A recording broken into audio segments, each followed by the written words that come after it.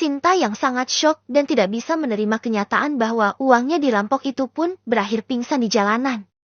Tubuhnya tergeletak persis di tengah jalan, sedangkan motor juga tergeletak tidak jauh dari tubuhnya. Beruntunglah ada dua orang tetangga lewat sembari berboncengan. "Loh, kenapa itu?" seru salah satunya. "Waduh, iya ya. Kenapa itu? Yuk tolong, habis korban tabrak lari kah?" sahut satunya lagi. Motor itu berhenti. Tunggu dulu. Jangan asal main tolong. Kalau ini begal bagaimana?" Satunya memperingati, takut kalau ini adalah trik pembegalan. "Tapi coba perhatikan deh. Itu orang kayaknya kenal," seru yang satu, menyipitkan matanya. "Lah, itu motor kok seperti punya Bu Narti ya?" timpal yang satunya. Mereka pun saling pandang. "Udah, ayo coba lihat. Kalau benar itu salah satu rencana begal, kita bacok saja. Kan di Jo ada golok." Serunya dan diangguki oleh kawannya. Keduanya pun memutuskan untuk melihat Sinta. Loh, ini bukannya anaknya Bu Narti ya? Siapa namanya? Lupa." Seru satunya. "Sinta. Ya ini Sinta. Anaknya Bu Narti. Ya ampun, kenapa dengan anak ini? Kenapa dia tiduran di tengah jalan?" imbuh temannya. Plak. Kepalanya ditampol oleh kawannya. "Tiduran Andy. Esmiu. Ini pastilah jatuh. Ayo coba dibangunin." Mereka berdua pun mencoba untuk membangunkan Sinta, tetapi Sinta tak kunjung bangun. "Haduh, gimana ini?" Mereka pun bingung. "Apa taken, Nenegram, aja biar bangun." Celetuk satunya nyeleneh. Plak. Lagi-lagi dia mendapat gebrakan dari kawannya. Ngawur, disiram pakai air dodol. Bukan malah dikem, Nenegram, ucapnya kesal. Temannya itu pun nyengir. Ya itu maksudku," serunya sambil menggaruk kepalanya. "Cepat ambil air got sana," perintahnya. "Lah kok pakai air got? Maksud gue ambil air botol minum kita yang tadi. Cepat!" Lalatnya. Temannya itu pun segera mengambil botol mineral berukuran sedang dari saku motor mereka. Dan mereka pun berusaha membangunkan Sinta dengan cara menciprat-ciprakan air tersebut ke wajahnya. "Udah guyur aja. Kelamaan." Salah satu dari mereka tidak sabaran. Jadilah sisa air diguyurkan ke wajah Sinta. Benar saja. Sinta pun terbangun. Ia gelagapan dan menoleh ke sana kemari. "Ada apa? Apa terjadi banjir?" seru Sinta panik. Ia mengira terkena banjir bandang. "Gak ada banjir. Kamu Sinta kan? Anaknya Bu Narti. Kenapa kamu malah tiduran di tengah jalan begini? Apa kamu habis jatuh terus semaput?" tanya mereka. Sinta terdiam. Ingatannya mulai berputar di beberapa saat yang lalu. Dan saat ia mengingat peristiwa perampokan tadi, Sinta pun kembali menangis terseduh-seduh. "Huhuhu, mas. Aku habis dirampok. Uangku 50 juta dibawa orang dan mereka kabur. Huhuhu, aku habis dibegal. Uangku 50 juta aku dibawa mereka. Huhuhu, tolong mas kejar mereka. Pasti mereka belum jauh," ucap Sinta dengan tangis yang terseduh-seduh. Kedua lelaki yang umurnya lebih muda dari Sinta itu pun saling pandang. "Hah, habis dirampok?" gumam mereka terkejut, karena jarang sekali di kampung itu terjadi perampokan. Tetapi entah mengapa Sinta mengalami kesialan itu. "Iya, cepat kejar mereka mas. Tadi mereka larinya ke sana," pintas Sinta lagi sembari menunjuk ke arah selatan. "Waduh, pasti udah lari jauh itu mbak. Kami nemuin mbaknya udah pingsan di tengah jalan tadi," seru mereka. "Terus gimana dengan uang 50 jutaku?" Pekik Sinta kemudian menangis lagi. Gimana ya? Mereka ikut dibuat pusing. Mbak lapor ke polisi aja lah. Ingat gak tadi wajah dan nomor platnya? Seru salah satu dari mereka, dan Sinta menggeleng pelan. Yo wes angel iku mbak, ya udah yo tak antar pulang. Mereka memutuskan untuk mengantarkan Sinta, walau tidak ada yang lecet, tetapi keadaan Sinta cukup memprihatinkan. Ayo mbak tak boncengin. Salah satu dari mereka meraih motor Bu Narti, dan menyuruh Sinta untuk naik. Uangku, umaku, hohoho. Sinta masih terisak. Mbak yang tabah, yang ikhlas. Seru satunya sembari membantu membangunkan Sinta. Ikhlas katamu? Gak, aku gak ikhlas. Itu uang banyak. Ada 50 juta. Rencananya mau tak buat buka usaha. Mereka malah membegal dan merampok uangku. Pekik Sinta dengan mata melotot. Mereka meringis. Ya kalau gak ikhlas mau bagaimana lagi mbak? Orangnya udah kabur ini. Seru satunya. Sinta kembali menangis. Setelah Sinta didudukan di jok belakang. Mereka pun mulai mengantarkan Sinta pulang. Loh, Sinta ada apa? Kenapa kamu diantar sama mereka? Tanya Bu Narti terheran-heran saat melihat putrinya diantar oleh dua anak tetangga. Tadi kami nemuin Mbak Sinta lagi semaput di tengah jalan Bude. Sahut salah satu dari mereka. Sedangkan Sinta dengan berjalan lunglai memasuki rumah. Hah? Semaput? Pingsan maksudnya? Pekik Bu Indah.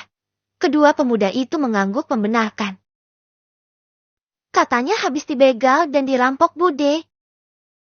Benarti, karena Mbak Sintanya sudah pulang dengan selamat. Kami pamit ya Bude. Pamit mereka berdua? Oh iya. Terima kasih ya kalian sudah membantu mengantar anak Bude pulang. Lirih Bu Narti. Kedua pemuda itu pun pergi, lalu Bu Narti segera menyusul anaknya. Sin, ada apa? Kata mereka kamu habis dirampok? Tanya Bu Narti mencerca. Hohoho. Pecah lagi tangis Sinta. Ia tak kuasa menjawab. Hanya bisa menangis dan menangis. Cukup lama Bu Indah pingsan. Anak-anaknya sudah berusaha mencoba membangunkan Bu Indah dengan cara mengoles minyak putih ke hidung dan beberapa titik di tubuh Bu Indah. Tetapi Bu Indah tak kunjung bangun juga. Gimana ini mas? Apa gak sebaiknya kita bawa ibu ke puskesmas? Tanya Ayu khawatir. Pasalnya sudah 1 jam lebih ibu merata pingsan tak sadarkan diri. Duit dari mana untuk sewa mobil? Jawab Adi ketus.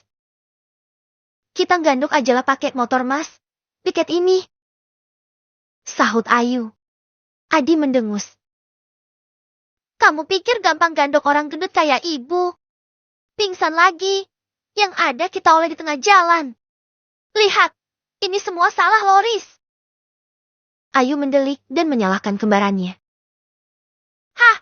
Salah gue? Salah lo juga kali. Kenapa juga pakai acara fitnah Mbak Naya segala? Gue hanya membongkar kenyataan aja. Sanggah Aris. Ayu mendengus. Pak Ari pun sama. Wajahnya sangat masam sekali. Ia kesal dengan anak kembarnya itu. Sangat tidak menyangka cerita masa lalu sampai terbongkar begini. Yuh! Terdengar lenguhan Bu Indah. Ibu! Ibu sudah sadar? Tanya mereka semua. Au am. Mereka terdiam melihat Bu Indah kesulitan berbicara, mulutnya juga mulai mencor ke kanan.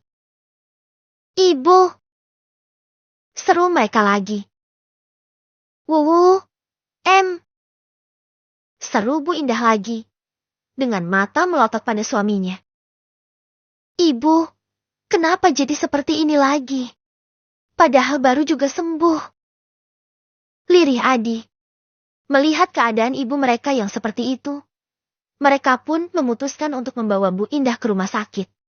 Dan hasil tes menyatakan Bu Indah kembali terkena stroke. Dan kali ini stroke yang dialami Bu Indah jauh lebih parah dari yang sebelumnya. Kalau kemarin Bu Indah masih bisa berbicara walau terdengar belepotan. Kini Bu Indah hanya bisa bergumam, separuh tubuh Bu Indah juga tidak bisa digerakkan. Kenapa gel ini sampai terjadi? Kalau sudah seperti ini akan sulit untuk disembuhkan. Omel dokter yang selama ini menangani Bu Indah. Mereka hanya menunduk. Aris sendiri sedikit merasa bersalah. Karena secara tidak langsung dirinya juga menjadi penyebab ibunya kembali sakit. Akan tetapi kalau tidak dibongkar, bapaknya bisa saja semakin merajalela. Saudaranya juga sangat keterlaluan. Mana bisa Aris mendiamkan kejahatan seperti itu? Kakak iparnya, Naya, telah menjadi korban fitnahan dari saudarinya sendiri, juga menjadi korban pelecehan dari bapaknya. Apakah melihat itu semua Aris harus diam saja? Di satu sisi Aris merasa bersalah, tetapi di satu sisi ia membenarkan tindakannya itu. Yan, Mama kenalin dengan anak temen Mama ya. Dia cantik baik. Janda juga kok. Kamu sukakan dengan yang janda-janda begitu? Daripada sama pacarmu yang jandanya tidak jelas itu, mending dengan anak temen Mama juga. Udahlah bibit bebek bobotnya jelas dan bagus, pun jandanya juga janda terhormat. Layu Bu Diana kepada anaknya. Rian memutar bola matanya malas. Sekali tidak ya tetap tidak mah. Rian sudah punya pilihan Rian sendiri. Tegas Rian. Bu Diana mengerucutkan mulutnya. Kalau Mama gak kasih restu. Seru Bu Diana mencoba mengancam. Ya udah, Rian selamanya gak akan menikah. Gampang kan? Sahut Rian, walau hatinya menjerit tetapi Rian juga tak bisa melangkah tanpa restu ibunya. Biarlah ia berkorban hati lagi. Bu Diana mendengus kesal. Sudahlah Mah, biarkan saja Rian dengan pilihannya. Baik menurut Mama bukan berarti baik menurut Rian. Mama dulu kan juga gak mau dijodohkan. Kenapa juga sekarang malah mau menjodohkan Rian? Aneh Mama tuh. Timbrung Pak Hendra. Sedikit menyindir sang istri. Lagi-lagi Bu Diana mendengus. Beneran gak mau? Mama tunjukin fotonya gimana? Cantik loh orangnya. Bu Diana masih mencoba merayu. Ma, menurut Mama, kritik Rosan sama Papa gantengan mana? Tanya Rian. Ya gantengan kritik Rosan. Sahut Bu Diana kemudian meringis, juga melirik suaminya yang memalingkan wajahnya. Lalu, kalau disuruh memilih, antara Papa dan kritik Rosan untuk dijadikan suami, Mama pilih yang mana? Tanya Rian lagi. Layo jelas pilih papamu toh Rian. Kan Mama cintanya sama papamu. Gimana sih? Sahut Bu Diana, agak sewak. Nah ya itu, sama dong dengan Rian. Mau Mama tunjukkan wanita tercantik pun, Rian cintanya tetap ke pacar Rian. Jadi Rian mau nikahnya cuma sama pacar Rian. Kata Rian. Oh rupanya Rian sedang memberi perumpamaan untuk ibunya. Bu Diana dibuat mati kutu oleh anaknya sendiri. Udah, Mama restuin aja Rian nikah dengan pacarnya. Daripada dia jadi bujang lapuk. Gak malu Mama tuh punya bujang lapuk gak laku-laku begitu. Celetuk Pak Hendra. Rian melirik sinis pada ayahnya. Sementara Pak Hendra hanya tersenyum samar. Bu Diana menghela nafasnya kasar. Ya udahlah, terserah kalian saja. Dengus Bu Diana akhirnya menyerah. Maksud Mama kasih restu untuk Rian menikah dengan kekasih Rian? Tanya Rian dengan mata berbinar. Ya mau bagaimana lagi? Mama akan lebih malu kalau kamu jadi bujang lapuk. Ketus Bu Diana, kemudian berlalu meninggalkan anak dan suaminya. Pak Hendra dan Rian pun saling pandang. Keduanya tersenyum lebar kemudian bertos ria. Yes, berhasil. Seru Rian kegirangan. Nah, mumpung ibumu udah kasih restu. Cepatlah kau persunting kekasihmu itu Rian. Bawa dia kemari dan perkenalkan pada kami. Kata Pak Hendra. Baik Pak, Rian akan bawa kekasih Rian ke rumah. Jawab Rian dengan senyum yang tidak pernah luntur dari bibir seksinya. 1 bulan kemudian. Malam ini Rian akan menjemput kekasihnya, walau dengan sedikit paksaan. Tetapi Rian berhasil membuat Naya setuju untuk dibawa ke rumahnya, untuk makan malam bersama sekaligus diperkenalkan kepada kedua orang tuanya. Seperti biasa, Naya melarang Rian untuk datang ke rumah. Tetapi kali ini Rian ngotot ingin unjuk diri di depan Tuan dan Nyonya Guntur. Rian bermaksud memperkenalkan dirinya sebagai kekasih cucu mereka. Jadilah Rian menjemput langsung kekasihnya di rumah Tuan Guntur. Haf, malam ini adalah penentuan. Aku akan melihat bagaimana pandangan keluargamu kepadaku, Pak Dokter. Jika mereka merestui, mungkin aku akan mempertimbangkan lamaranmu dulu. Tetapi kalau mereka sama julidnya dengan mantan mertuaku, maka maaf. Terpaksa akan kuakhiri hubungan kita. Gumam Naya sembari menatap pantulan dirinya di depan cermin.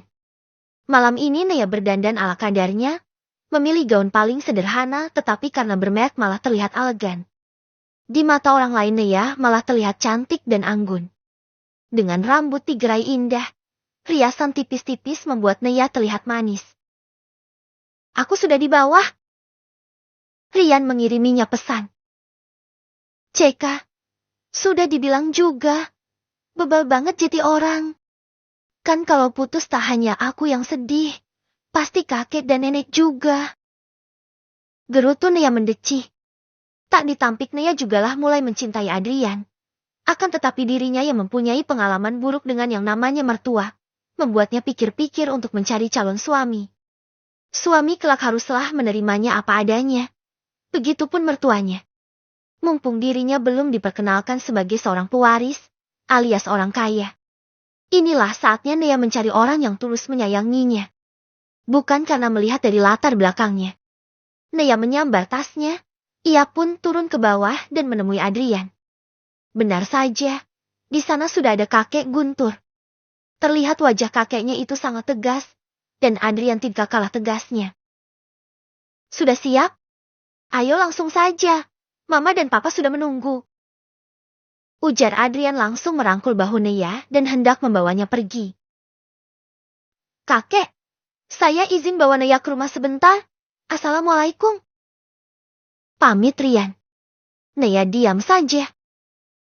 Mas tidak memberitahu akan statusku kan yang cucu kakek Guntur? Tanya Naya. Sesuai permintaanmu sayang, aku tidak membocorkan latar belakangmu kok. Tenang saja. Mama dan Papa sudah memberikan restunya kepada kita kok. Tinggal di kamunya yang belum menerima lamaranku. Jawab Rian, ekor matanya melirik jemari Naya yang masih polos, belum memakai cincin pemberian darinya. Naya diam saja. Sudah ia bilang, malam ini adalah penentuan baginya. Tak lama mereka pun sampai. Dengan jantung deg-dig ser, Naya memasuki rumah besar tersebut. Ya. Di dalam lubuk hati terdalam Naya berharap kalau orang tua Adrian benar-benar menerimanya. Assalamualaikum. Seru Rian lantang. Naya juga tetapi pelan. Waalaikumsalam. Kalian sudah datang. Mari-mari masuk. Sambut Pak Hendra. Ramah. Mama, ini loh calon mantunya udah datang. Ayo disambut. Ucap Pak Hendra pelan. Dengan malas Budayana bangkit dari duduknya. Kemudian ia membalikan tubuh. Seketika tubuh Budayana mematung. Matanya melotot saat melihat siapa yang putranya bawa. Loh, nah, Naya. Gagap Budayana kaget.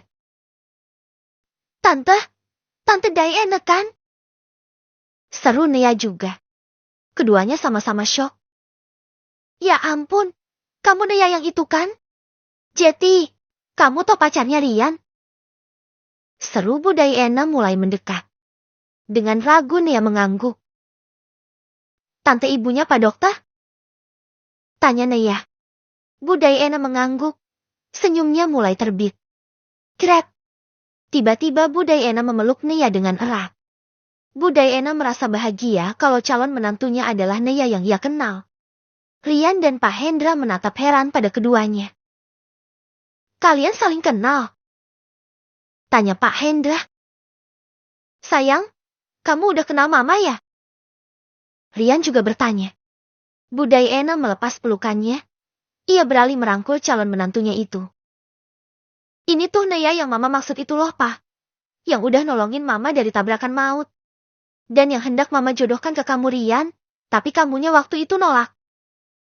Tapi syukur deh, ternyata Naya ini emang calon mantunya Mama. Mama seneng banget. Akhirnya, Mama punya juga menantu rasa besti. Ucap Bu Diana menjelaskan. Jetty, luka yang waktu itu, karena nolongin mamaku sayang. Rian menatap kekasihnya. Naya meringis. Iya, gimana luka kamu sayang? Berbekas tidak? Bu Diana heboh, mulai menelisik bekas luka Naya waktu itu. Tetapi tidak ada bekas apapun, semuanya mulus seperti kulit bayi. Tentulah, kakek Guntur sudah membelikan serangkaian skincare dan body care dengan harga yang membuat kantong kalangan menengah ke bawah menjerit. Kulit Naya saat ini sudah mulus dan Jetty lebih glowing.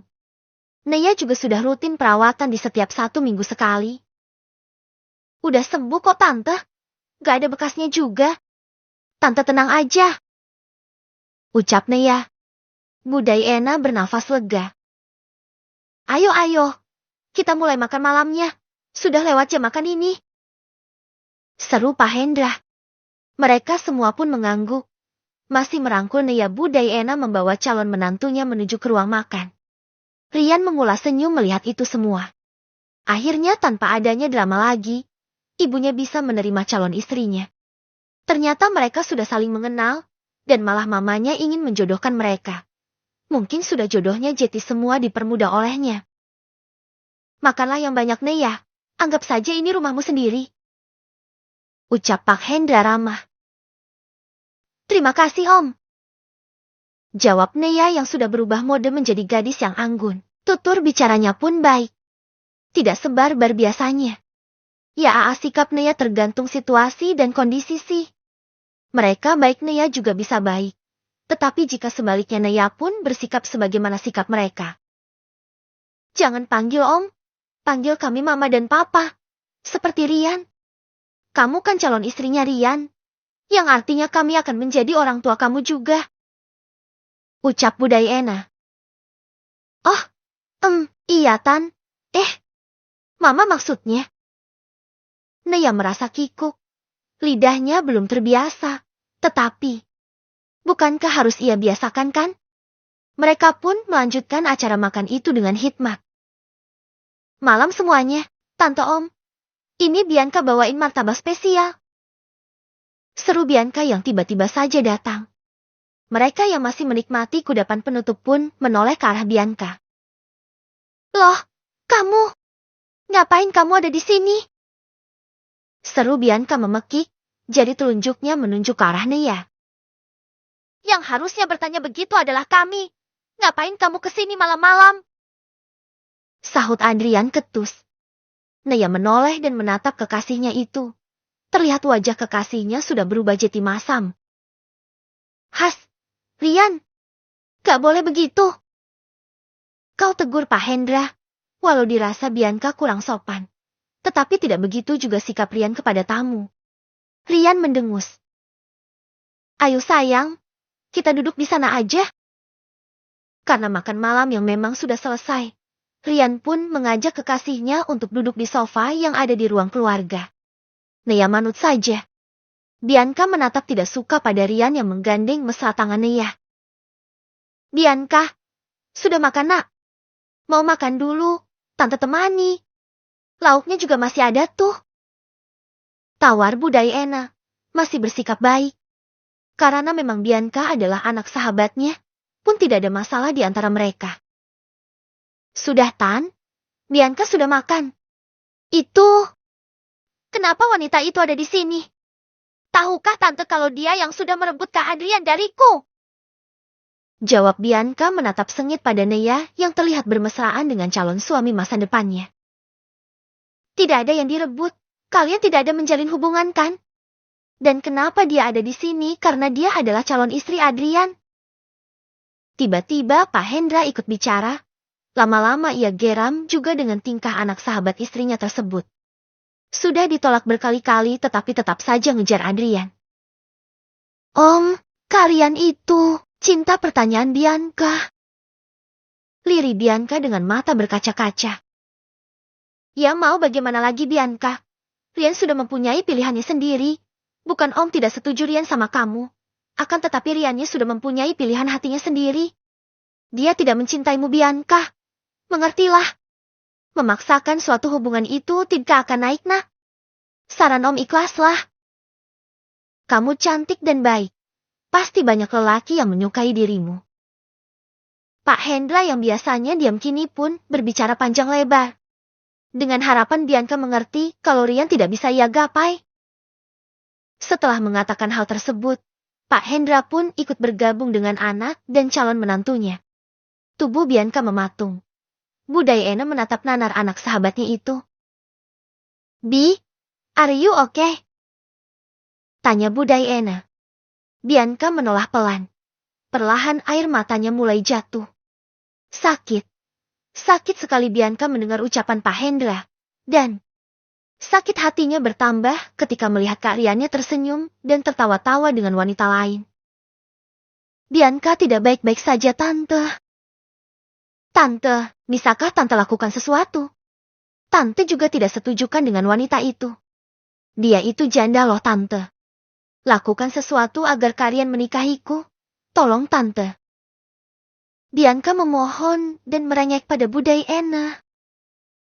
Di luar prediksi, Bu Diana menggelengkan kepalanya pelan. Maaf Bianca, kali ini Tante tidak bisa membantumu. Rian terus menolak dijodohkan denganmu. Jadi Tante ngikut saja apa maunya Rian. Dan mengenai wanita itu, dia baik kok. Dia tidak seburuk pandanganmu. Sama seperti yang Ommu ucapkan tadi. Kamu cantik. Akan ada lelaki baik yang akan menjadi jodohmu kelak. 2A. Hati Bianca semakin hancur mendengar penolakan Bu Diana. Bu Diana yang menjadi harapan satu-satunya kini juga menolak untuk membantunya. Maaf bukan maksud Tante mau mengusir. Tapi sebaiknya kamu pulang saja. Kamu akan semakin sakit jika melihat mereka. Kamu belajarlah untuk melupakan Riana. Mungkin Rian memang bukan jodohmu. Ucap Bu Diana pelan. Takut kalau anak sahabatnya itu salah paham. Nyatanya Bianca memang sudah salah paham. Ia merasa Bu Diana mengusirnya. Lalu dengan wajah masam dan tanpa pamit, Bianca pun pergi begitu saja. Haf! Bu Diana menghela nafasnya kasar. Ya ampun, semoga anak itu baik-baik saja. Gumam Bu Diana. Kemudian ia pun menyusul mereka yang sedang bersenda gurau di ruang keluarga. Tante Om, boleh Neya tanya sesuatu? Ucap Neya ingin bertanya. Mama sayang, panggil kami Mama dan Papa. Tegas Bu Diana. Maksud Neya Mama dan Papa. Boleh Neya tanya sesuatu? Ulang Neya meralat panggilannya. Boleh dong. Mau tanya apa? Yang tadi itu, siapa? Apa dia adalah wanita yang dijodohkan dengan Mas Rian? Tanya Neya, menanyakan perihal Bianca.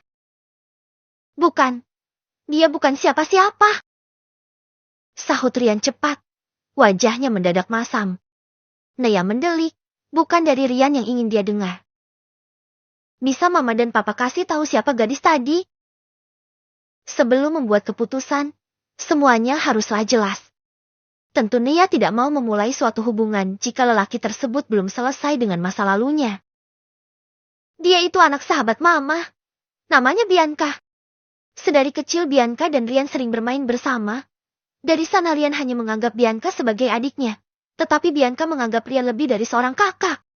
Ya memang kami berniat menjodohkan mereka berdua. Tetapi Rian selalu menolak.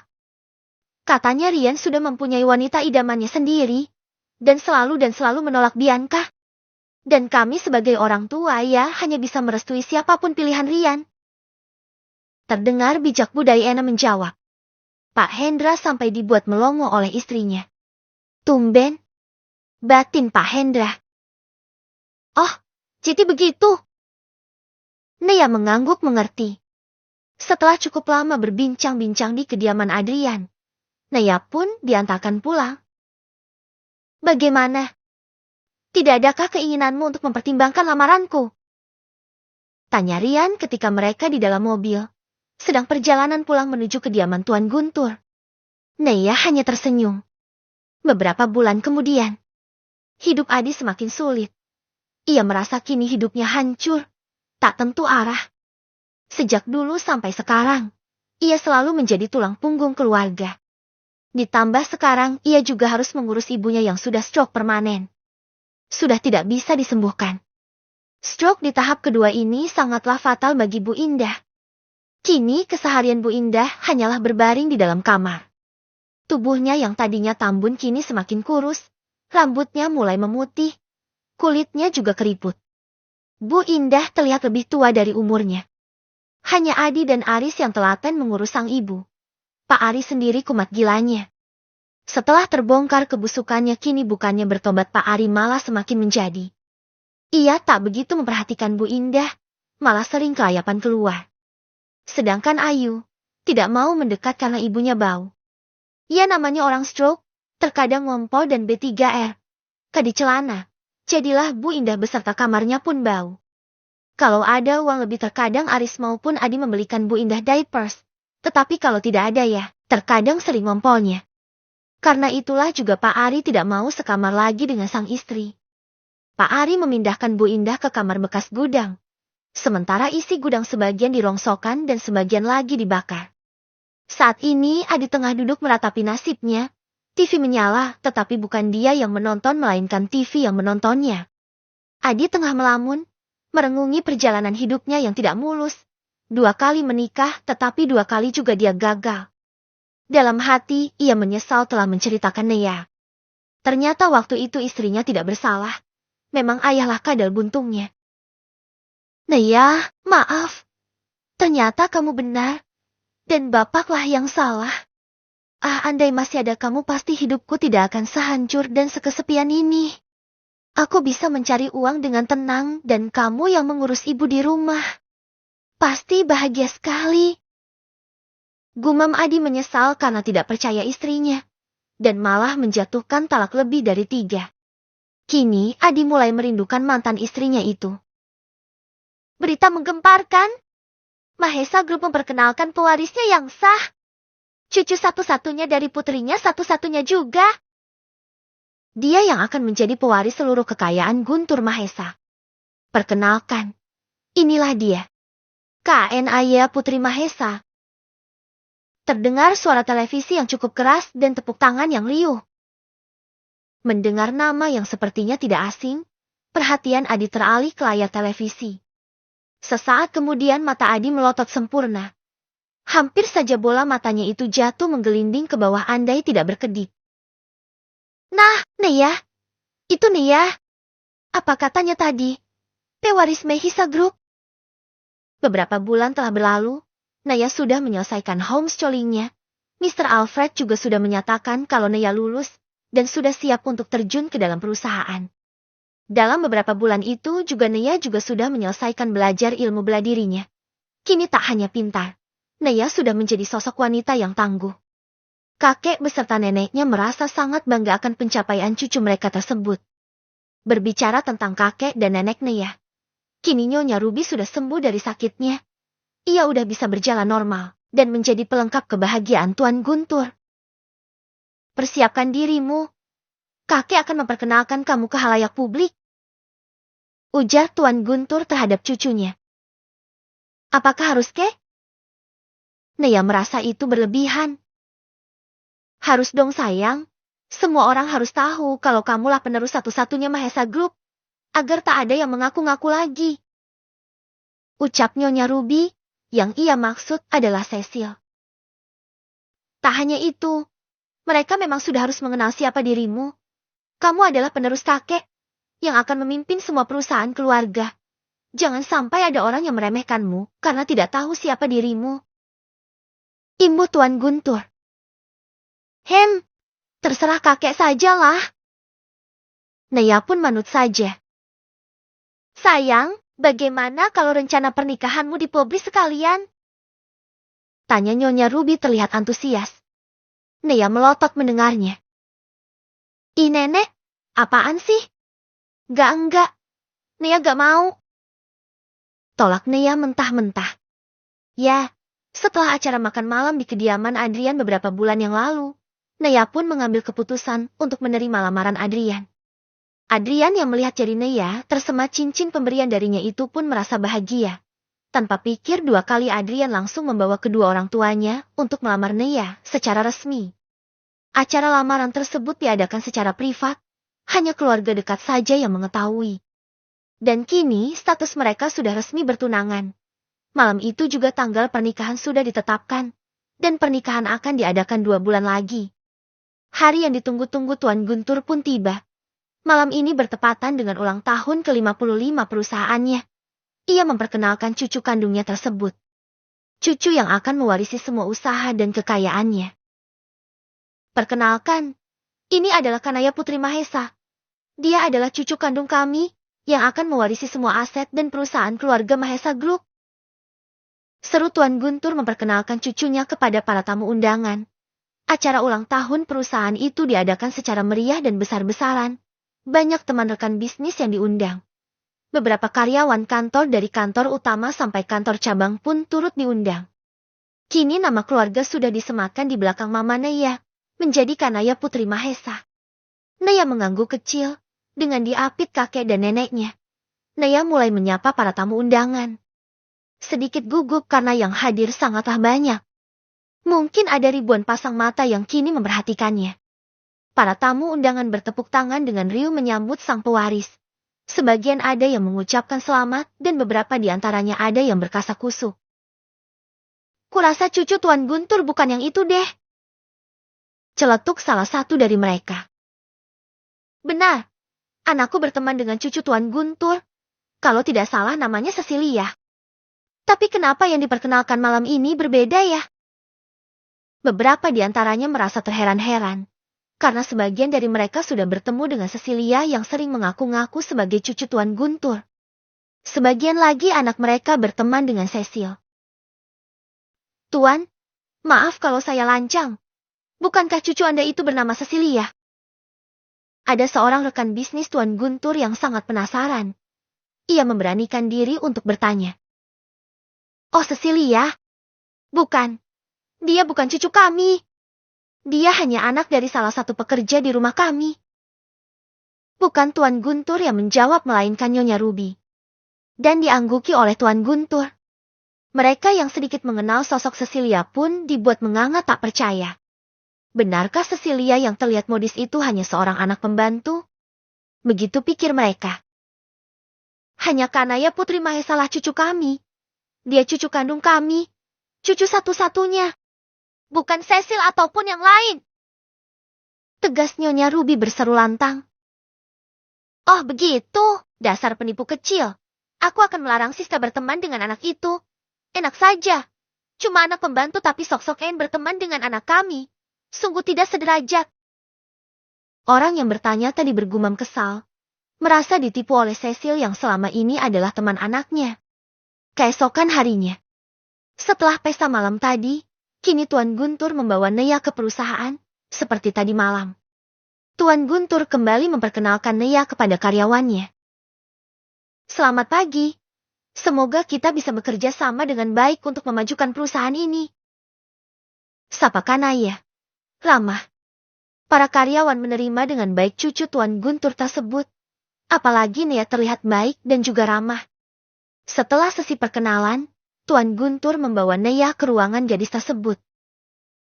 Untuk sementara kamu kerja di ruangan ini, kakek akan terus memantau dan memperhatikanmu, dan ada Roy juga yang akan membantu pekerjaanmu, membimbingmu sampai kau bisa sendiri memegang perusahaan kakek ini. Ucap Tuan Guntur. Tentu Tuan Guntur belum bisa menyerahkan perusahaan itu sepenuhnya untuk Neya. Neya masih harus mendapatkan bimbingan, jika dirasa Neya sudah bisa menguasai. Barulah Tuan Guntur pensiun dari perusahaan itu. Baik kakek, Neya mengerti. Terima kasih. Neya tersenyum. Mulai saat ini, ia akan semakin sibuk. Kembali lagi di desa, lebih tepatnya di kediaman Adi. Adi terlihat dia mematung di hadapan televisi. Kenapa mas? Kok wajahnya seperti yang lagi melihat setan gitu? Ayu yang baru datang dibuat terheran-heran dengan ekspresi kakak sulungnya itu. Itu. Adi menunjuk ke arah layar televisi.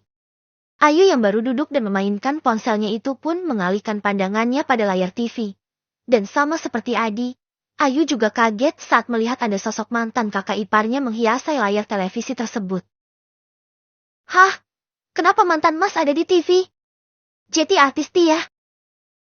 Tanya Ayu dengan rasa iri hati yang tinggi. Bukan. Coba dengar baik-baik. Katanya dia itu pewaris. Ujar Adi, masih terus fokus melihat dan mendengarkan berita salep yang sedang disiarkan. Ayu pun diam, tetapi mata dan telinganya memperhatikan dan mendengarkan berita tersebut dengan baik.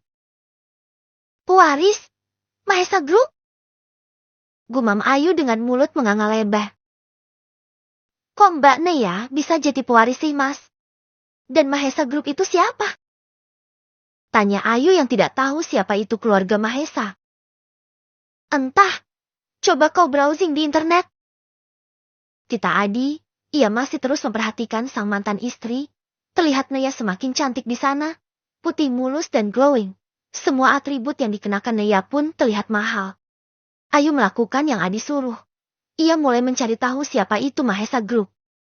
Dan muncullah sosok Tuan dan Nyonya Guntur, beserta artikel yang menyatakan Mahesa Group adalah sebuah perusahaan besar. Dijelaskan juga keluarga itu masuk ke dalam 10 besar orang paling terkaya di negeri ini. Mulut Ayu menganga lebar membaca artikel tersebut. Mas, Mahesa Group itu adalah sebuah perusahaan besar, dan mereka termasuk orang paling kaya di negeri ini. Nama Guntur Mahesa masuk ke dalam 10 besar orang terkaya di Indonesia. Ucap Ayu terbata-bata. Sungguh Ayu sangat syok membaca artikel tersebut. Hah? Tidak mungkin. Adi tidak percaya. Ia pun merebut ponsel Ayu dan membaca berita tentang Mahesa Group. Setelah membacanya, tubuh Adi mematung. Pandangannya kosong. Lebih tepatnya Adi syok. Sangat syok membaca berita tersebut. Tapi, kenapa Nea yang menjadi pewaris mereka? Apa hubungannya? Gumam Adi yang melihat berita televisi setengah-setengah. Sedari tadi ia melamun, dan baru memperhatikan TV setelah nama Nea disebut. Ayu diam. Ia yang masih penasaran tentang Nea pun membuka salah satu media sosial, dan saat baru saja membukanya muncullah berita terkini tentang Nea. Berita yang lagi trending topik, berita yang lagi hangat-hangatnya itu memenuhi beranda sosial media semua orang. Mas, katanya Mbak Nea itu adalah cucu satu-satunya dari Guntur Mahesa. Dia yang akan mewarisi semua kekayaan Mahesa Group. Ayu memekik kaget setelah membaca berita-berita yang berseliweran di berandanya itu. Apa? Serius kamu, Yo? Ayu cucunya Guntur Mahesa, pemilik Mahesa Group? Pekik Adi lagi. Ayu mengangguk lemas. Untuk pertama kalinya, ia merasa menyesal telah membuat mantan kakak iparnya itu diceria dan terusir dari rumah itu. Nea, jadi kini Nea adalah seorang miliarder. Gumam Adi dengan pantangan mata yang kosong. Keduanya sama-sama terdiam cukup lama, hanyut dengan pikiran masing-masing. Yang pasti isi otak mereka sama, yakni sama-sama menyesal telah membuang Nea. Andai Adi masih menjadi suami Nea, pasti hidup mereka akan jauh berbeda. Mereka bisa ikut menikmati kekayaan kakek Nea yang pastinya tidak akan habis 7 turunan dan 7 tanjakan maupun 7 belokan. Mas, bagaimana kalau Mas bawa Mbak Nea kembali? Tiba-tiba Ayu menyeletuk. Adi menoleh dengan wajah dan tubuh yang terasa lemas. Maksud kamu membawa Nea kembali? Mas tidak ngerti, Yu. Ucap Adi pelan. Rujuk? Mas ajak Mbak Nea rujuk? Buat Mbak Nea kembali menjadi bagian dari kita lagi. Dengan begitu kita bisa ikut menikmati kekayaannya yang sangat luar biasa itu tanpa bersusah payah. Mas gak perlu lagi jualan cilok. Tanpa bekerja Mas bisa membeli apapun dengan uang yang Mbak Nea miliki. Dengar sendiri kan tadi, kalau Mbak Nea adalah pewaris satu-satunya dari Mahesa Group. Jadi bagaimanapun caranya Mas harus bisa kembali menikah dengan Mbak Nea. Ayu menyerukan ide konyolnya. Bagaimana kakaknya bisa mengajak rujuk Nea kalau Nea saja sudah ditalak lebih dari 3 kali? Ada-ada saja Ayu ini. Sayang, bagaimana hari pertamamu di kantor? Tanya Adrian, Saat ini, keduanya tengah makan siang di sebuah resto yang letaknya tidak begitu jauh dari perusahaan Mahesa Group. Rian yang sedang tidak mempunyai jadwal operasi apa-apa itu pun sengaja meluangkan waktunya untuk sang kekasih. Ah bukan. Calon istri. Cukup mudah mas. Karena berkas-berkas yang diberikan kepadaku sudah pernah diajari Mr. Alfred. Jawab Nea. Wajah Rian mendadak masam ketika sang calon istri menyebut nama mantan dosen pembimbingnya. Mulai sekarang, jangan pernah bahas lelaki itu lagi. Ketus Rian dengan wajah cemberut. Dengan Nea menyebut nama lelaki itu saja Rian sudah merasa cemburu. Nea mengulum senyum melihat calon suaminya ngambek. Seperti anak TK saja. Batinnya merasa lucu. Iya, gak lagi deh bahas Mr. Alfred. Nea mengiyakan saja. Hal tersebut bukan murni kesalahan Rian. Rian bisa secemburu itu karena ulah dirinya juga. Dulu dengan sengaja Nea memuji-muji ketampanan dan keatletisan Mr. Alfred di depan Rian. Alhasil Rian menjadi pecemburu buta terhadap mantan dosennya itu. Ya, seperti saat ini. Dengan hanya menyebut nama Alfred saja Rian seperti sudah kebakaran jenggot. Lantas bagaimana kalau nanti calon suaminya itu tahu ya kalau Nea di kantor didampingi oleh lelaki yang tidak kalah tampannya dengan Mr. Alfred? Jangan sampai tahu deh. Bisa ngamuk dia nanti. Batin Nea merasa ngeri sendiri. Roy adalah asisten yang dipersiapkan Tuan Guntur untuk selalu mendampingi Kanaya di kantor. Paras Roy cukup tampan. Tetapi tak lebih tampan dari Adrian. Saat keduanya sedang menikmati makan siang dengan rasa penuh cinta dan kasih, tiba-tiba ponsel Nea berdering. Melihat nama Roy tertera di layar ponselnya, Nea merasa ragu untuk menjawab. Akan tetapi ia harus menjawabnya karena ditakutkan ada hal penting yang akan disampaikan asistennya itu. Ya halo. Jawab Kanaya mengangkat telepon. Nona. Setengah jam lagi akan ada meeting dengan klien di Resto X. Dan Tuan menyuruh Anda yang menjadi wakilnya. Jelas Roy. Hah? Kenapa mendadak sekali? Nea nampak kaget. Lebih tepatnya protes. Pasalnya baru pertama kali masuk ke perusahaan tetapi kakeknya sudah menyuruhnya untuk meeting dengan klien. Saya hanya menjalankan perintah Nona. Persiapkanlah diri Anda. Dan katakan Anda berada di mana saat ini. Saya akan menjemput Anda beberapa menit lagi. Jawab Roy dengan nada suara yang datar. Sebenarnya hal tersebut cukup menyebalkan bagi Nea. Rai ini orangnya terlalu kaku. Wajahnya juga sangat datar. Nea mendengus. Dasar kakek. Gerutu Nea. Rian sedari tadi dia menyimak. Aku ada di Resto LL. Ketus Nea kemudian menutup panggilan sepihak. Ada apa? Apa ada masalah?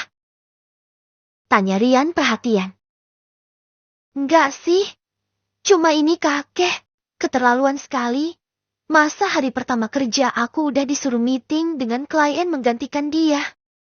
Kalau nanti kerja samanya gagal bagaimana? Kan perusahaan yang malah rugi. Celoteh Nia dengan wajah masam. Akan tetapi Nia tetap melanjutkan memakan makanannya. Berpikir positif saja. Itu artinya kakekmu percaya padamu. Yakinlah dengan kemampuanmu. Intinya kamu harus percaya diri, maka semuanya akan terasa mudah. Setelah beberapa menit berlalu, mereka sudah menyelesaikan makan siang mereka. Sekarang waktu sudah menunjukkan pukul 1 siang, yang artinya jam istirahat siang sudahlah berakhir. Kedua sejoli itu pun harus berpisah kembali. Tak berselang lama, ada sebuah mobil mewah yang berhenti tepat di hadapan mereka. Kemudian turunlah seorang lelaki yang cukup tampan dengan setelan jas formal. Ia berjalan mendekati Nea yang tengah berdiri di depan resto dengan ditemani Adrian. Roy sedikit membungkukkan tubuhnya seraya berkata, Nona, mari. Kita sudah harus berangkat sekarang. Ucap Roy kepada Nea. Mata Rian melotot melihatnya. Sayang, dia siapa? Tanya Rian dengan perasaan yang mulai was-was. Nea meringis. Mas, perkenalkan. Dia ini Roy. Dia adalah asistenku di kantor. Jelas Nea ragu-ragu. Apa? Jadi asistenmu seorang lelaki. Seru Rian sedikit memekik. Ia kaget. Kenapa pula kakek Guntur memberikan seorang asisten lelaki terhadap Nia? Mana tampan lagi. Dalam hati Rian mengegerutu kesal. Perasaan cemburu pun tidak terelakkan lagi. Ada yang salah dengan asisten lelaki tuan? Tanya Roy menatap Adrian dengan alis mengerit. Menurutnya ekspresi Rian itu berlebihan. Oh ya jelas salah kalau kau berniat menggoda calon istriku. Seru Rian dengan wajah yang garang. Nia menepuk jidatnya sendiri. Ya ampun, begini amat punya pacar posesif. Tapi kok ada senengnya ya? Hihihi. Batin Nia yang entah mengapa senang-senang saja dicemburui oleh Rian. Bukankah cemburu itu tandanya cinta? Saya itu niatnya kerja tuan. Bukan mau menggoda nona muda. Ucap Roy kesal. Tapi, kalau nona mudanya mau sama saya ya tidak apa-apa. Imbuh Roy lagi, bercanda sebenarnya. Akan tetapi hal tersebut sukses membuat dada Rian kembang kemping. Wajahnya merah padam dan siap untuk membedah jantung Roy itu. Roy, apa yang kau katakan? Desis Nia dengan mata melotot. Roy tersenyum simpul. Kamu! Rian menggulung lengannya, siap membogem wajah KW-KW milik Roy, akan tetapi Nia segera menghalanginya. Mas, udah. Pukul dia. Cegah Nia dengan memeluk lengan Rian. Kamu membela dia sayang? Rian menoleh dengan tatapan terluka, sekaligus tidak percaya. Bukan begitu. Nia gelagapan. Sayang, Rai itu tidak doyan wanita, alias kaum pelangi. Yang tadi itu dia cuma bercanda. Kamu mudah banget sih terprovokasi. Ucap Nia asal, dan membuat Roy juga melototkan matanya. Nona. Roy hendak memprotes, akan tetapi Nia langsung melototkan matanya dan menatap tajam pada Roy. Sayang, dia itu gay. Kamu gak perlu khawatir dia yang menjadi asistenku. Kakek itu pintar. Tidak mungkinlah memberiku asisten yang bakal membuatku berpaling darimu. Malah aku khawatir kalau kamu yang kepincut dengannya. Dia itu penggoda ulung. Jelas Naya semakin ngawur. Lalu dibuat menganga dengan ucapan nona mudanya tersebut. Hendak membuka suara dan mengklarifikasi semuanya akan tetapi Naya menginjak kakinya dengan kuat. Oh! Rau meringis. Jadi dia itu penyuka sesama jenis? Tanya Rian terperangah. Naya mengangguk-anggukan kepalanya dengan cepat. Iya benar. Kamu jangan dekat-dekat dengannya sayang. Aku takut kamu diambil olehnya. Aku gak rela. Ucap Naya lagi. Seketika Rian bergidik ngeri. Hah, menjijikan. Ucap Rian bergidik ngeri, tubuhnya merinding saat tahu kalau Roy itu gay. Udah ya, aku mau kerja lagi. Kamu hati-hati di jalan. Jaga mata dan jaga hati kamu juga. Bye. Pamit nih ya. Iya sayang. Hei kau, jaga calon istriku dengan baik. Jangan sampai ada lecet sedikit pun di tubuhnya. Rian memberi peringatan terhadap Roy. Roy mendengus. Setelahnya ia pun masuk ke dalam mobil dan mulai menjalankannya. Nona, Anda keterlaluan sekali. Kenapa Anda bilang kalau saya itu gay? Ucap Roy protes dengan nona mudanya. Buat keamananmu juga. Lagian tadi kenapa kamu mancing-mancing kemarahannya?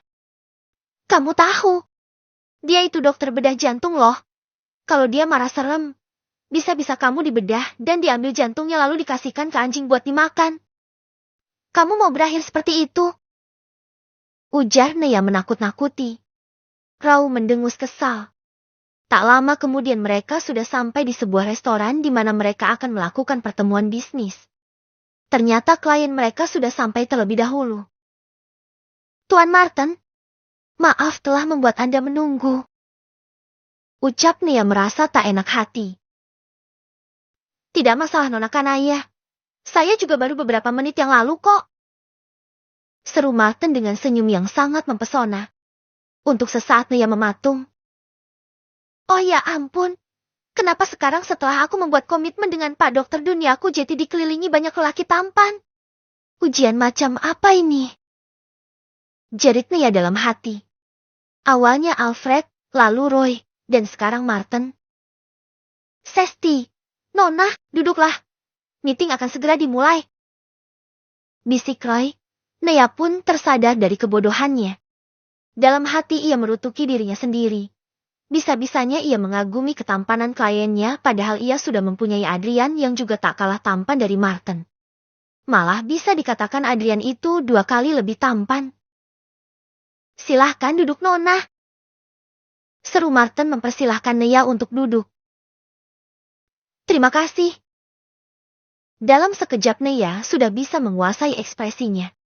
Ia pun duduk, lalu mereka mulai membahas kerjasama antara perusahaan keduanya. Hampir 1 jam mereka melakukan meeting, dan diakhiri dengan rasa puas bagi Martin. Saya tidak menyangka kalau Tuan Guntur mempunyai cucu yang sangat cerdas seperti Anda, Nona. Saya sangat puas dengan rancangan Anda ini. Ucap Martin merasa puas hati. Anda terlalu berlebihan, Tuan. Ucap Nea merendah. Tidak, Anda memang cerdas dan bertalenta. Apakah malam ini Anda ada waktu luang?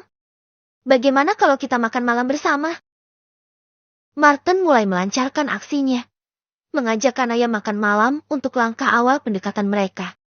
Nea tersenyum. Maaf Tuan, tapi malam ini saya sudah ada janji dengan calon suami saya. Nea menolak dengan tersenyum sopan. Mendengar kata calon suami, wajah Martin pun terlihat kecewa. Tetapi lelaki Casanova tersebut segera menutupinya dengan tersenyum. Ah, Anda sudah ada yang punya ternyata. Sangat disayangkan. Seru lelaki tersebut. Nea tersenyum saja. Dasar buaya. Batinnya. Kalau begitu saya permisi dulu, Tuan. Pamit Nea. Ayo kita keluar bersama. Saya juga akan kembali ke perusahaan. Martin malah mengajak untuk berjalan bersama. Baiklah. Nea tidak bisa menolak. Tuh hanya berjalan sampai luar restoran. Pikir Nea. Akan tetapi di saat mereka sedang berjalan beriringan, ada seseorang yang tak sengaja melihatnya. Dengan cepat orang tersebut memotret Nea dan juga Martin. Mencari pose sebaik mungkin sehingga Nea dan Martin terlihat seperti sedang berkencan. Dasar wanita murahan. Janda gatal, kau sama sekali tidak pantas dengan Kak Adrian. Desis Bianca. Ya, dialah Bianca. Saat itu, ia tengah makan siang bersama seorang lelaki yang menjadi pelampiasannya akibat ditolak Adrian. Kau memotret siapa? Tanya lelaki tersebut. Bukan siapa-siapa. Sudah selesai kan? Bagaimana kalau kita ke hotel sekarang? Ucap Bianca dengan mengerjap-ngerjapkan matanya. Genit. Lelaki tersebut tersenyum simpul. Dasar nakal. Kau tidak sabaran ternyata. Serunya sembari mencubit gemas pipi Bianca. Habis, kamu membuatku ketagihan. Adik kecilmu itu pancempat Nenegram dan B3S. Aku suka. Seru Bianca. Ya sudah ayo, aku akan membuatmu menjerit-jerit di bawahku nanti. Seru lelaki itu yang juga sudah tidak sabaran. Setelah membayar makanan, mereka pun langsung menuju hotel terdekat. Ternyata buaya darat. Jetty hilang kesan wibawanya. Gerutu Nea di dalam mobil. Ya, Tuan Martin Anggara memang terkenal pria Casanova. Anda harus berhati-hati padanya Nona. Dia itu penjajah wanita. Timbrung Roy, yang semakin kesini ternyata semakin banyak bicara. Ceka, kenapa tadi kau tidak bilang padaku? Padahal tadinya aku sempat terpesona padanya. Ternyata cuma kadal buntung. Dengus Nea. Tadi Anda menyebutnya buaya darat. Sekarang kadal buntung. Mana yang benar Nona? Tanya Roy. Dua-duanya. Ternyata kamu sangat menyebalkan ya Roy. Tunggu. Nama kamu Roy, dan dia Martin. Wah, sepertinya kalian berdua berjodoh. Roy dan Martin kalau digabung akan menjadi Roy Martin. Sebuah kolaborasi nama yang bagus. Roy, kenapa tidak kau pacari saja dia? Nanti kalau kalian punya anak kalian bisa menamainya Gadang Martin. Celotehkan ayah. Wajah Roy mendadak masam. Ia mendengus kesal. Saya ini lelaki normal Nona, bukan gay seperti yang Anda tuduhkan. Dengus Rau kesal. Lagian, mana ada di antara lelaki punya anak? Nona Anda benar-benar lebih menyebalkan dari tuan besar. Imbuh Rau lagi misu-misu. Hahaha. Melihat kekesalan asistennya, Naya pun tertawa terbahak-bahak. Nanda, bisa bicara sebentar? Adi nekat mendatangi minimarket Naya dan mengajak sahabat mantan istrinya itu untuk bicara berdua. Mata Nanda menyipit melihat keberadaan Adi. Mau apa lagi kamu datang ke sini? Kalau mau beli norak-raknya ada di sebelah sana. Ketus Nanda sembari menunjuk ke arah rak-rak makanan serta cemilan. Bukan, aku hanya ingin bicara sama kamu Nanda. Kata Adi. Mau bicara apa? Tidak lihat kalau aku sedang kerja. Ketus Nanda lagi. Ayolah Nanda. Sebentar saja. Aku hanya ingin bicara sebentar sama kamu. Penting. Lagian kan sedang sepi. Pinta Adi memohon-mohon. Nanda menegus. Baiklah, tapi cuma sebentar ya. Duduk di depan aja. Antara terpaksa dan penasaran Nanda pun menyanggupi permintaan Adi. Sis, tolong jaga kasir sebentar ya. Seru Nanda pada salah satu karyawannya. Baik Mbak. Setelah menyerahkan kasir pada Siska, Nanda keluar dan menyusul Adi yang sudah duduk di depan minimarket. Hal penting apa yang ingin kau bicarakan denganku? Tanya Nanda ketus, tetapi sebenarnya ia penasaran.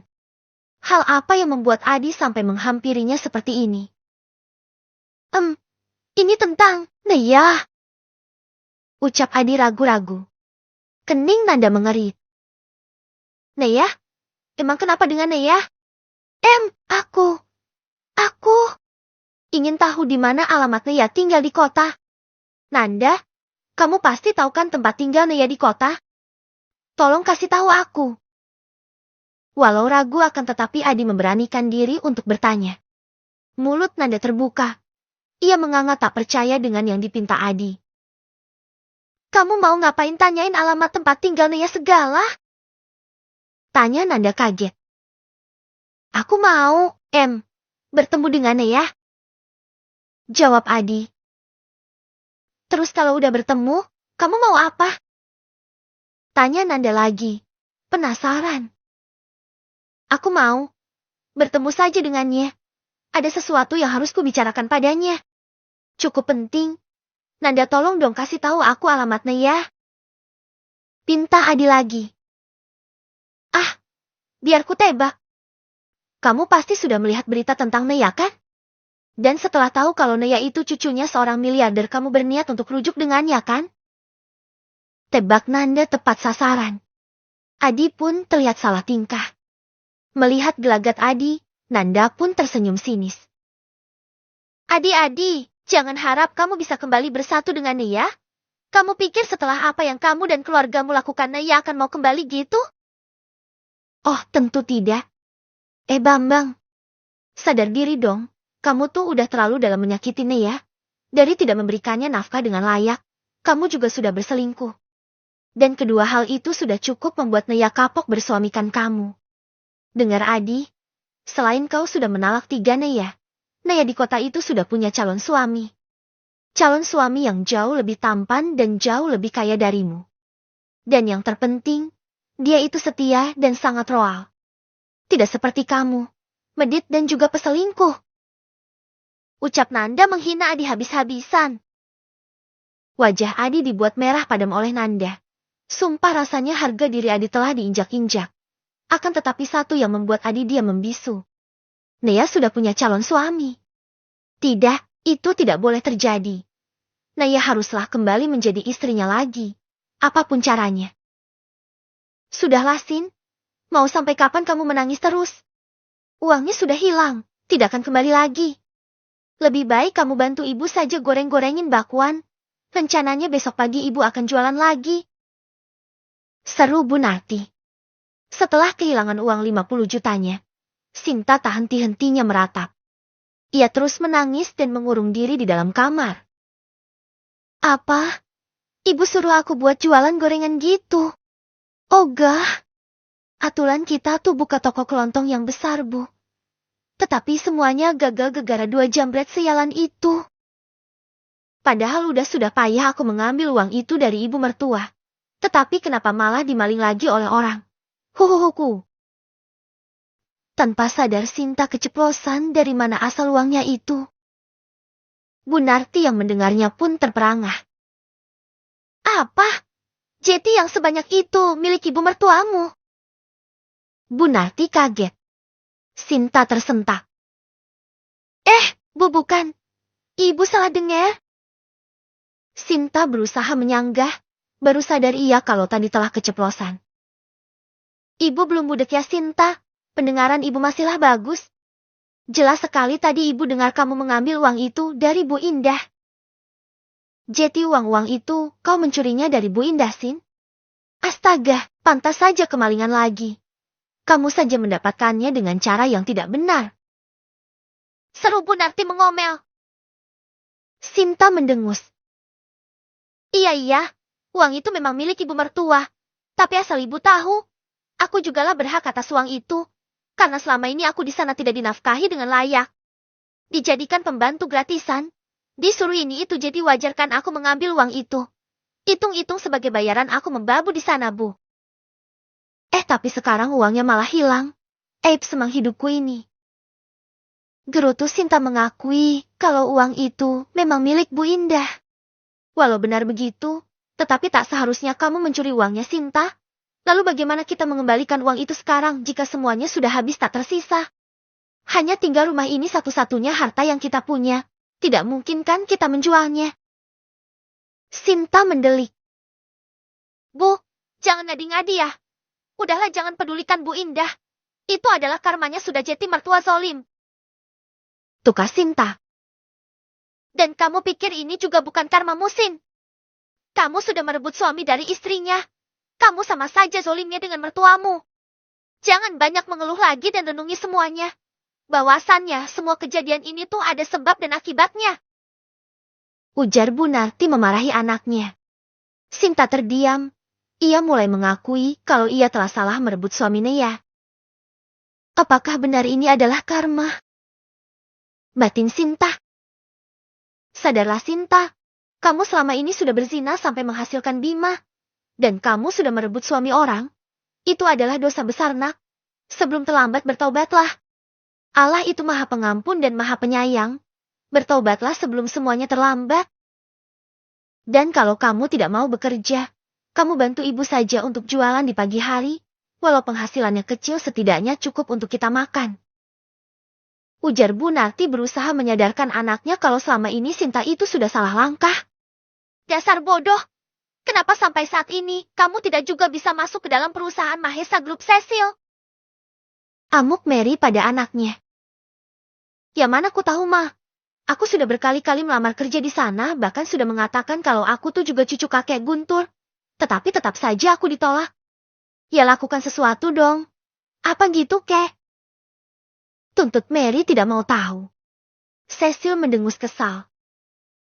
Apalagi yang harus kulakukan agar bisa masuk ke perusahaan itu mah? Cecil merasa sudah buntu. Keluh Cecil. Kamu datangilah si Guntur itu. Lalu memohon-mohonlah padanya. Seperti dulu Cecil. Jual air matamu. Hidup dalam serba kekurangan dan ditambah tekanan dari ibunya. Cecil pun memberanikan diri untuk mendatangi Guntur. Kini ia sudah berdiri di depan perusahaan. Ia memperhatikan sejenak gedung yang tinggi menjulang itu sampai akhirnya ia memutuskan untuk melangkah masuk. Tidak sangku dulu-dulu, kini Cecil datang dengan sedikit menundukkan wajahnya. Ia tidak mau orang-orang yang mengenalinya melihatnya. Ini semua karena nenek yang memberitahu aku cuma anak babu. Kenapa nenek sekarang jahat sekali sih? Ini pasti karena pengaruh dari anak kampung itu. Dengus Cecil misu-misu. Ia jadi tak percaya diri seperti ini karena berita kemarin yang mengatakan kalau dirinya hanyalah anak pekerja di rumah Tuan Guntur. Sumpah Cecil malu sekali. Bahkan beberapa dari temannya memutuskan pertemanan.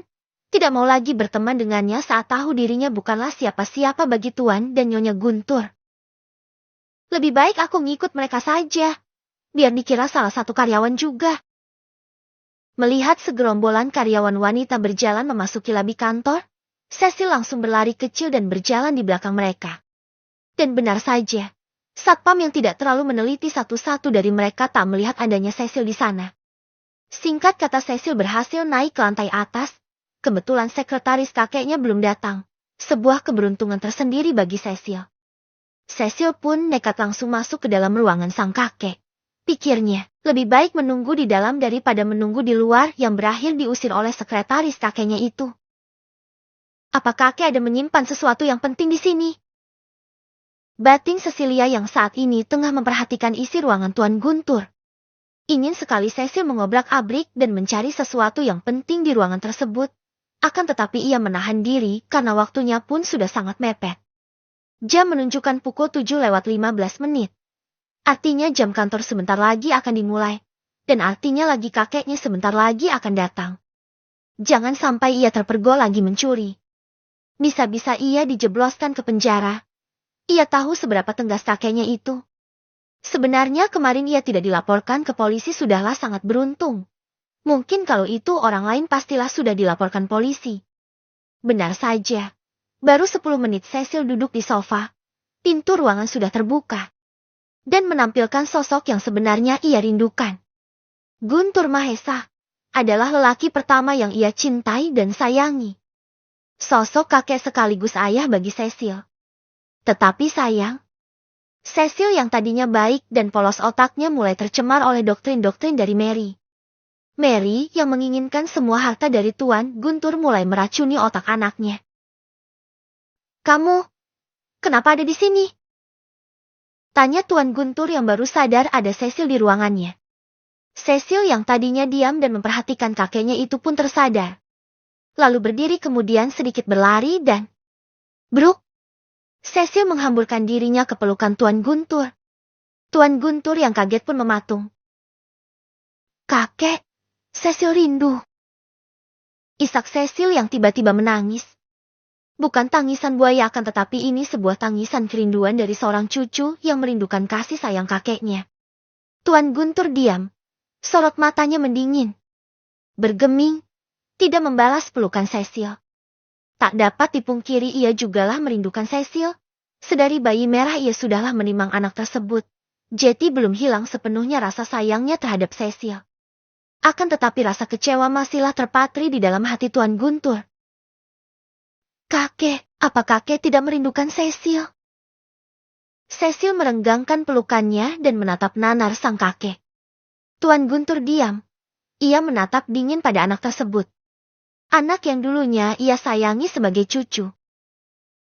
Kakek. Liris Cecil, menitikan air mata.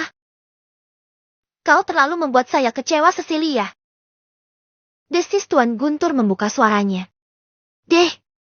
Seperti ada yang meremas-remas jantungnya ketika Tuan Guntur menyebut dirinya saya dan bukan kakek lagi. Perlahan Tuan Guntur menjauh dan duduk di kursi kebesarannya. Katakan, apa tujuanmu datang ke sini?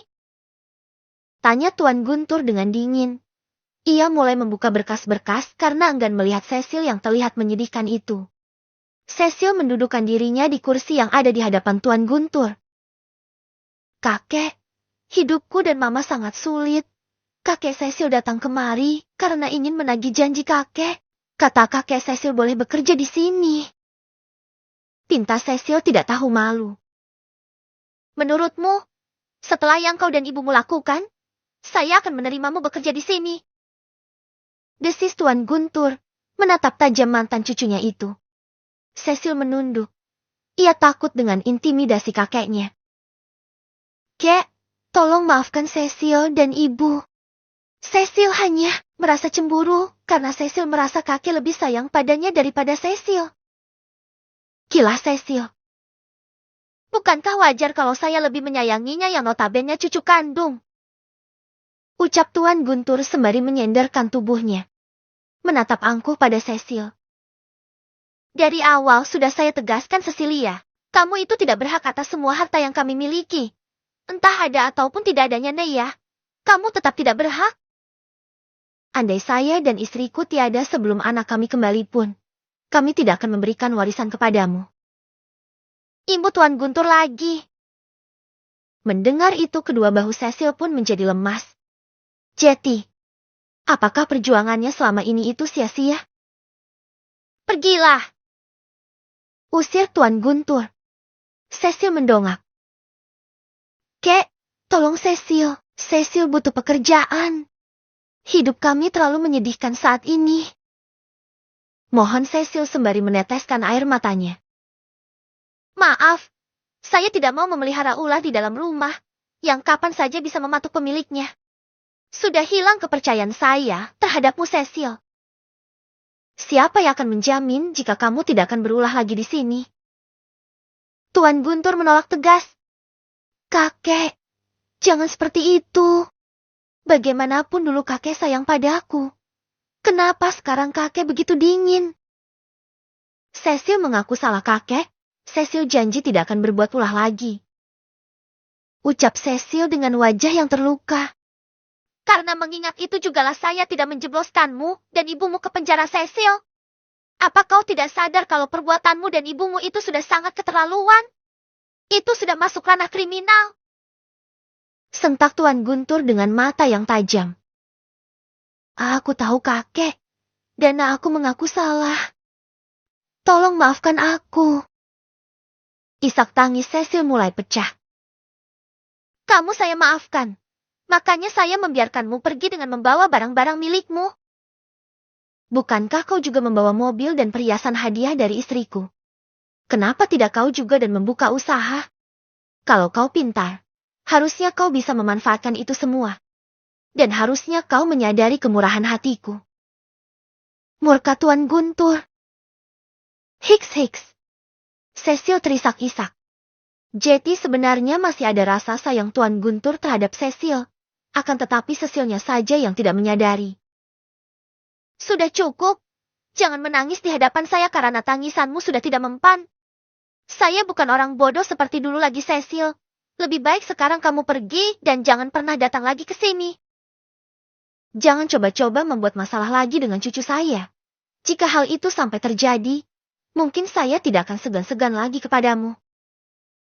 Tegas Tuan Guntur, kembali mengusir sekaligus memberi peringatan. Wajah Cecil sudah banjir akan air mata. Dengan terpaksa Cecil pun pergi dari sana. Ia pergi dengan tidak membawa hasil apapun. Melainkan hanya rasa sakit yang sangat luar biasa. Dengan bermodalkan alamat perusahaan yang Adi dapat dari internet, Adi nekat berangkat ke Jakarta seorang diri.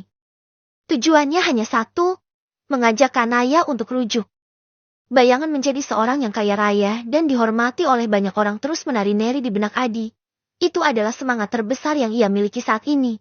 Tidak memperdulikan talak 3 yang pernah ia ucapkan dahulu. Adi tetap akan mengajak Neya rujuk. Peduli setan dengan lelaki yang membersamai Neya saat ini. Adi yakin kalau Neya masihlah mencintainya. Tunggulah Neya. Aku akan membawamu kembali ke pelukanku. Aku sudah punya resep obat kuat yang ampuh. Aku akan melayanimu dan membuat kamu puas dengan permainan ranjang kita nanti. Desis Adi dengan rasa percaya diri yang tinggi. Mengingat Neya yang selalu mengeluh akan permainan ranjang mereka. Kini Adi sudah punya senjata yang ampuh untuk bisa menaklukkan Kanaya.